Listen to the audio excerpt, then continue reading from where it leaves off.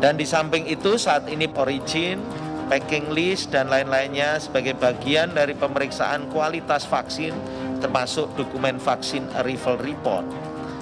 Kemudian pengisian dokumen vaksin arrival report juga dilakukan dengan lengkap dan benar sesuai dengan hasil pemeriksaan fisik vaksin.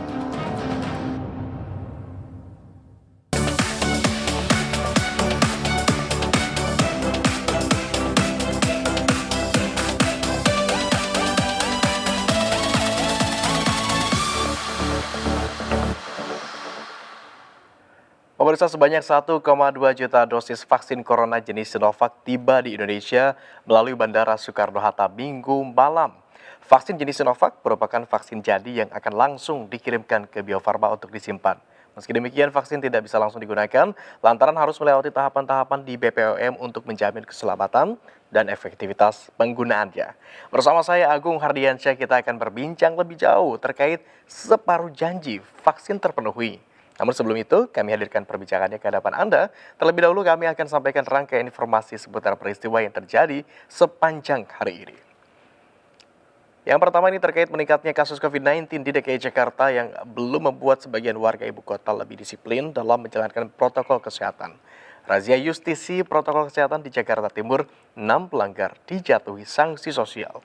Sejumlah penumpang transportasi umum diturunkan di jalan karena mobil angkutan melebihi kapasitas penumpang.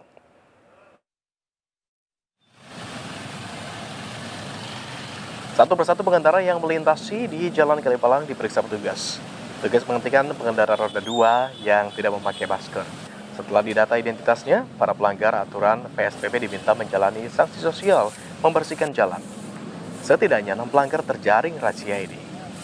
Selain menindak pengendara yang tidak memakai masker, petugas juga menghentikan angkutan umum yang mengangkut penumpang berlebih. Jumlah penumpang diminta turun. Razia protokol kesehatan yang melibatkan aparat gabungan TNI, Polri, dan Satpol PP ini rutin digelar untuk menekan angka COVID-19 di Jakarta yang dalam minggu-minggu terakhir mengalami peningkatan. Warga diminta untuk taat protokol kesehatan guna memutus rantai penyebaran COVID-19, mana kendornya disiplin terhadap protokol kesehatan menjadi penyumbang meningkatnya kasus positif COVID-19.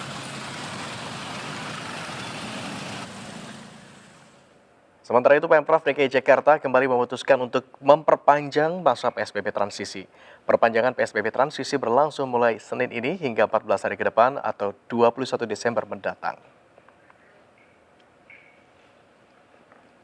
Pemprov DKI Jakarta kembali memutuskan memperpanjang pembatasan sosial berskala besar atau PSBB transisi.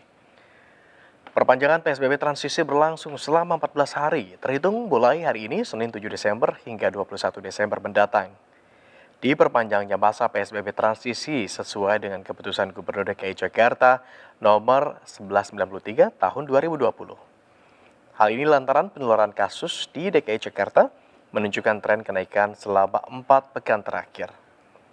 Tak hanya itu, dalam 2 hari terakhir DKI Jakarta juga tercatat menyumbangkan kasus harian tertinggi dibandingkan provinsi lain di Indonesia.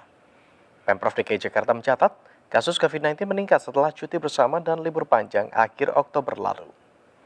Pemprov meminta warga ibu kota untuk tetap disiplin dalam menerapkan protokol kesehatan agar kasus COVID-19 di DKI Jakarta dapat dikendalikan dan mengalami penurunan.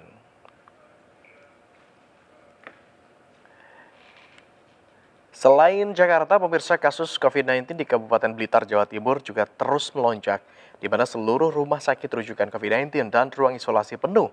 Satgas COVID-19 terpaksa merujuk pasien bergejala ke luar daerah. Rumah Sakit Ngudi Waluyo Belingi, Blitar, Jawa Timur kini tidak lagi bisa menerima pasien COVID-19. Dari 32 tempat tidur yang dimiliki, seluruhnya terisi penuh. Tidak hanya RSUD Ngudi Waluyo, RSUD Serengat yang memiliki 8 tempat tidur juga terisi penuh. Bahkan, satu rumah sakit swasta yang menjadi rumah sakit rujukan COVID-19 dengan 33 ruang isolasi juga penuh. Satgas COVID-19 bahkan terpaksa merujuk pasien bergejala ke rumah sakit di luar daerah. Selain rumah sakit, 2 gedung isolasi khusus orang tanpa gejala juga terisi penuh. Dari total kapasitas 64 tempat tidur, seluruhnya terisi pasien OTG. Pemkab Blitar akan berkoordinasi dengan seluruh rumah sakit swasta yang ada untuk penyediaan ruang isolasi khusus. Tidak hanya itu, pihak desa dan kecamatan juga diminta menyediakan kembali rumah isolasi bagi pasien OTG. Warga juga diimbau patuh protokol kesehatan dengan menerapkan 3M.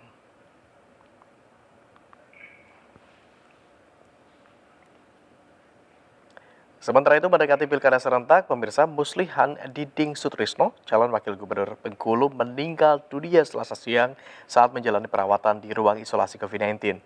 Kerabat tim pendukung bahkan pasangan calon gubernurnya ikut hadir menunggu kedatangan jenazah di depan RSUD M Yunus Bengkulu. Seharusnya Rabu esok Muslihan Diding Sutrisno bersama pasangannya Helmi Hasan maju di pilkada serentak. Namun, nasib berkata lain. Calon wakil gubernur Bengkulu ini meninggal setelah beberapa hari menjalani perawatan di ruang isolasi khusus pasien COVID-19 RSUD M Yunus Bengkulu. Jenazah calon wakil gubernur Bengkulu Muslihan Diding Sutrisno dimasukkan dalam peti khusus. Puluhan kerabat, tim pendukung, dan calon gubernur pasangannya Helmi Hasan menunggu di depan gedung khusus COVID-19. Sementara jenazah Muslihan dimakamkan di Taman Baka Balawan, Balai Buntar, Bengkulu.